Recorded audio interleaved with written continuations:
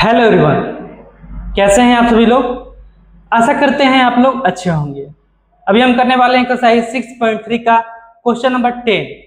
इसके पहले के सभी सवाल हम लोगों ने कर लिया है। वीडियो अवेलेबल है चैनल पर, देखिए, पढ़िए, सीखिए। चलिए क्वेश्चन नंबर 10 करते हैं। अगर आप चैनल पर नए हैं तो चैनल को सब्सक्राइब जरूर कीजिएगा, वीडियो को लाइक जरूर कीजिएगा। CD और GH क्रमशः कोड ACB और कोड EHG के ऐसे समद्विभाजक हैं कि बिंदु D और H क्रमशः त्रिभुज ABC और त्रिभुज FEG की भुजाओं AB और FE पर स्थित है। यदि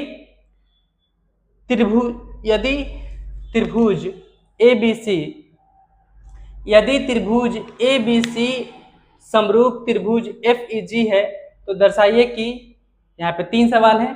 CD बटा GH इजिक्वल टू AC बटा FG। दूसरा है त्रिभुज DCB समरूप त्रिभुज HGE। तीसरा है त्रिभुज DCA समरूप त्रिभुज HGF।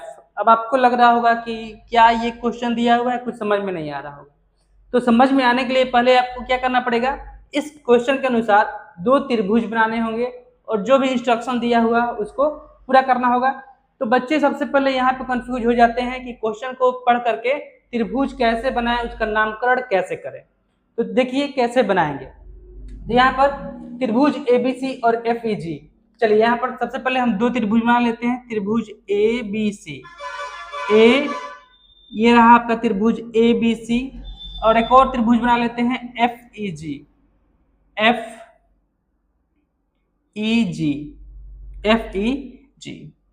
ठीक है, तो यहाँ पर 2 त्रिभुज हो गया। एक मिनट, थोड़ा हम कंफर्म होना चाहते हैं कि यहाँ पर कोड ACB है या त्रिभुज AC। नहीं, कोड ACB ही होगा। चलिए अब यहाँ पर देखिए, इसका नामकरण कर देते हैं। ठीक है, अगर हम यहाँ के इस पे नामकरण करें ABC और इसका नाम कर देते हैं EFG। ठीक है, तो उसके बाद से कह रहा है कि CD और GH कोड ACB और कोड EGF के ऐसे समद्विभाजक हैं। यानी कि ये जो कोड C है और ये जो कोड G है, इसको CD और GH 2 बराबर भागों में बांट रहे हैं। चलिए तो इसको हम यहाँ पे बराबर भागों में बांट देते हैं। यहाँ पर C है तो D नीचे होगा, यहाँ पर G है तो H नीचे होगा। ठीक है, तो यहाँ पे CD और GH कोड C को 2 बराबर भागों में बांट रहा है, और GH जो है कोड G को 2 बराबर भागों में बांट रहा है। ठीक है, अब यहाँ पे हम अपना काम कर सकते हैं। त्रिभुज ABC समरूप है। चलिए अब जो प्रश्न दिया है पहले उसको लिख लेते हैं। तो यहाँ पे लिखते हैं हल। अब प्रश्न में जो दिया है उसको लिख लेते हैं। दिया है तो क्या क्या दिया है, तो यहाँ पर सबसे पहले तो दिया है कि त्रिभुज ABC समरूप त्रिभुज FEG यहाँ दिया हुआ है। तो अगर ABC और EFG समरूप होगा तो इसकी संगत कोण क्या होते हैं, बराबर होते हैं। तो अगर ABC और EFG समरूप है तो कोण A जो है यह कोण E के बराबर होगा, कोण B जो है कोण F के बराबर होगा, कोण C जो है कोण G के बराबर होगा। तो उस चीज को हम यहाँ पर लिख लेते हैं। कोण A इज इक्वल टू कोण E, कोण B इज इक्वल टू कोण F और कोण C इज इक्वल टू कोण G। क्योंकि यह दोनों त्रिभुज समरूप है तो इसके संगत कोण क्या होंगे, बराबर होंगे। चलिए यहां तक आप समझ गए। अब हम पहला सवाल सॉल्व करते हैं। यहाँ पर तो पहले सवाल के लिए यहाँ पर क्या सॉल्व करना है, क्या सिद्ध करना है, क्या सिद्ध करना है। यहाँ पे सिद्ध करना है CD बटा GH is equal to AC बटा FG। देखिए सी डी बटा जी एच सी डी बटा जी एच और ए सी बटा एफ जी बटा एफ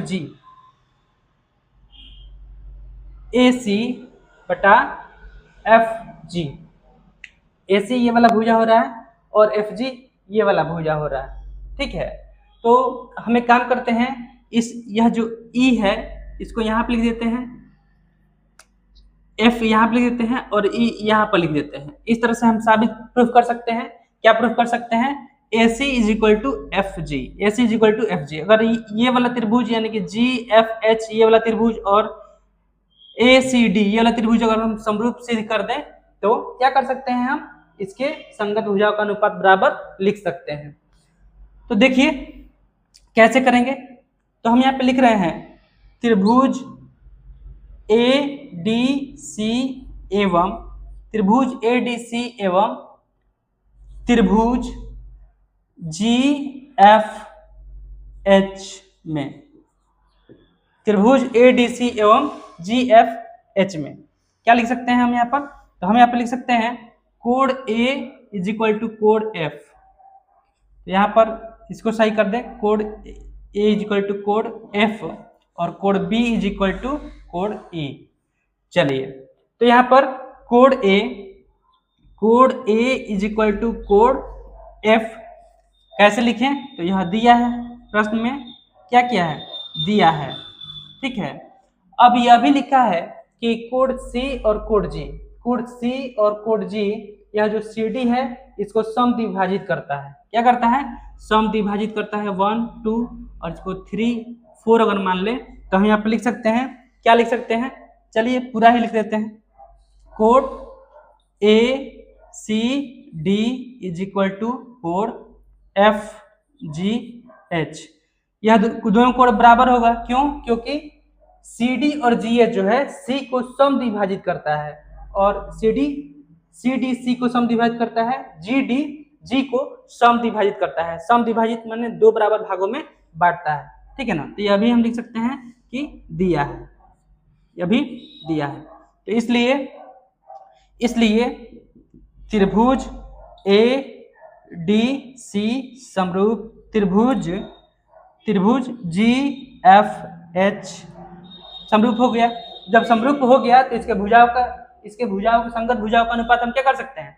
बराबर लिख सकते हैं। तो हम यहाँ पे लिख देते हैं C D is equal to G H is equal to A C बटा एफ जी,